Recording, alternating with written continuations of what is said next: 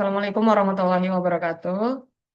Sebelumnya izin memperkenalkan diri, nama Taruni Remaja Siti Atifah Amiruddin, nama panggilan Atifa dari Prodi D4 RSTJ kelas B, asal dari Kota Bau-Bau dengan notar 24011046.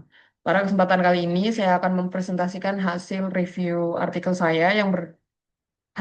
artikel yang berjudul Optimization of Transit Route and Frequency for Integrated Urban-Rural Transit Network yang ditulis oleh Yao Liu, Guang Minwang, dan Shihi Jia dari Journal of Advanced Transportation Volume 2025. Yang mana topik utama pada penelitian ini adalah optimasi jaringan transit dengan metode algoritma genetika.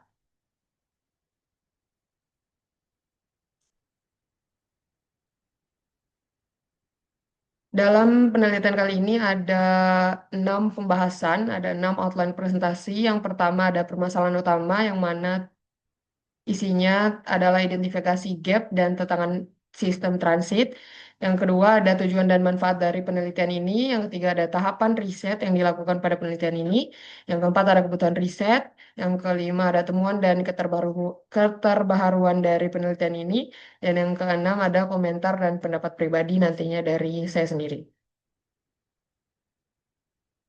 Permasalahan utama pada penelitian ini ada 6 poin, ada 5 poin yang saya ambil. Yang pertama ada disparitas infrastruktur, yang mana ada perbedaan infrastruktur antara kota dan desa, yang mana di kota memiliki jalan lebar, di desa hanya jalan sempit, yang mana nantinya akan berkesinambungan dengan kecepatan dan keandalan rendah dari hal tersebut. Yang kedua ada pola permintaan many to few, di mana banyak titik asal di desa yang memiliki titik tujuan sedikit di kota, yang menunjukkan sistemnya tidak fleksibel. Yang ketiga ada ketimpangan akses publik.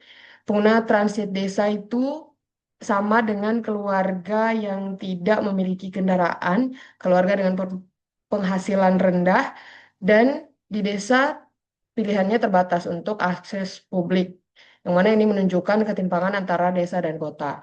Yang keempat ada multi entitas operasional. Operator bus yang ada di kota tidak sama dengan operator bus yang ada di desa, sehingga terjadi tumpang tindih dan konektivitas antar wilayah itu buruk. Dan yang keenam ada kurang optimasi terpadu.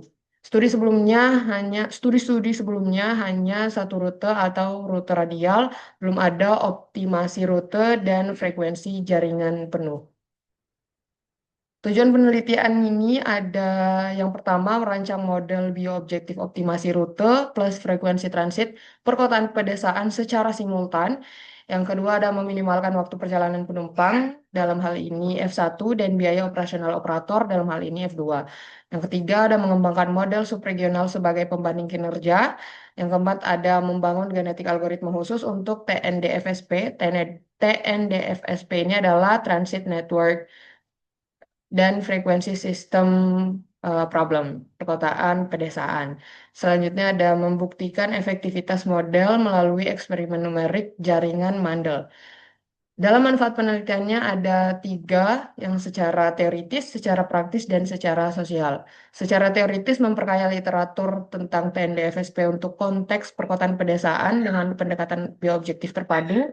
Secara praktis, mendukung keputusan bagi operator bus yang nantinya akan menjadi panduan kebijakan pemerintah untuk integrasi transportasi, yang secara sosial meningkatkan aksesibilitas transit bagi masyarakat desa berpenghasilan rendah tadi sebagai bentuk pemerataan layanan publik. Tahapan penelitian ini dilakukan dengan 6 tahapan. Yang pertama identifikasi masalah, identifikasi research gap-nya. Yang kedua ada formulasi model bioobjektif terintegrasi dan subregional. Dan yang ketiga ada algoritma genetika. Yang keempat ada eksperimen numerik dengan 15 node dan 21 edge jaringan Mandel. Yang kelima ada analisis sensitivitas. Dan yang keenam ada perbandingan antara terintegrasi versus subregional dan kesimpulannya nantinya.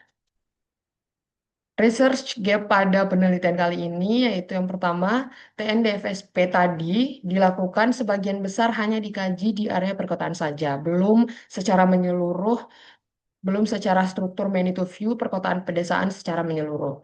Belum ada model yang menangani seperti itu. Yang kedua ada optimasi hanya untuk satu rute atau rute radial dari hub. Dan yang ketiga belum ada perbandingan terintegrasi versus subregional dan kebutuhan modelnya yang masih adaptif terhadap perubahan permintaan antar daerah. Model bioobjektifnya ada dua, fungsi bioobjektif satu dengan meminimize waktu penumpang, dan fungsi objektif dua dengan meminimize biaya operator.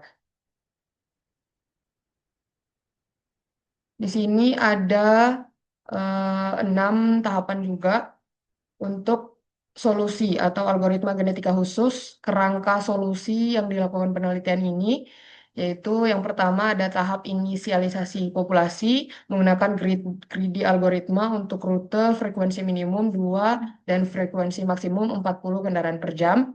Yang selanjutnya menghitung fitness dengan normalisasi minimal maksimal dengan weighted sum W1 0,6 dan W2 0,4. Yang ketiga ada seleksi turnamen.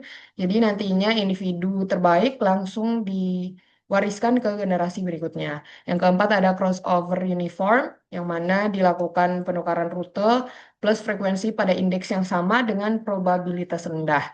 Dan yang kelima ada mutasi rute plus dan frekuensi, yang mana di sini ada 3 operator yaitu tambah, hapus, dan ganti node.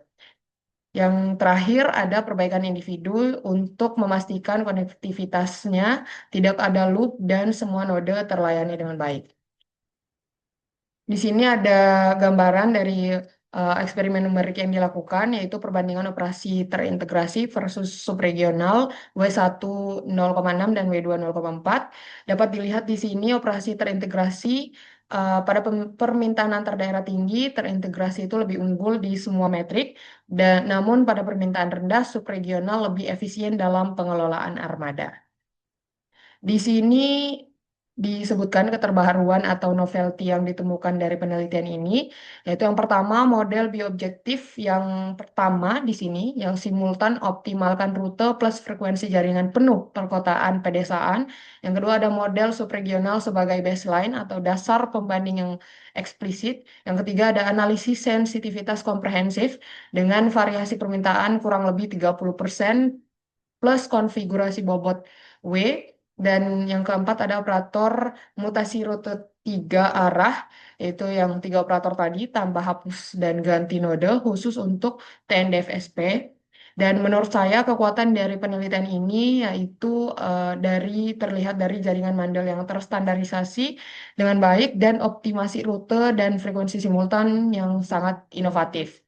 Selanjutnya, namun dari penelitian ini terdapat keterbatasan juga, yang mana penelitian ini hanya meneliti pada bus reguler, belum multimoda, dengan demand statis, dan belum ada stochastic demand. Untuk relevansinya dengan Indonesia, menurut saya sangat relevan untuk APAK dan Transdesa Indonesia, namun masih dengan kondisi infrastruktur yang berbeda antara kota dan desa masih diperlukan adaptasi lebih lanjut. Baik, itulah presentasi review artikel dari saya dengan artikel yang berjudul Optimization of Transit Route and Frequency for Integrated Urban Rural Transit Network dalam Journal of Advanced Transportation Volume 2025. Mohon maaf bila banyak salah kata. Terima kasih atas perhatiannya. Wassalamualaikum warahmatullahi wabarakatuh.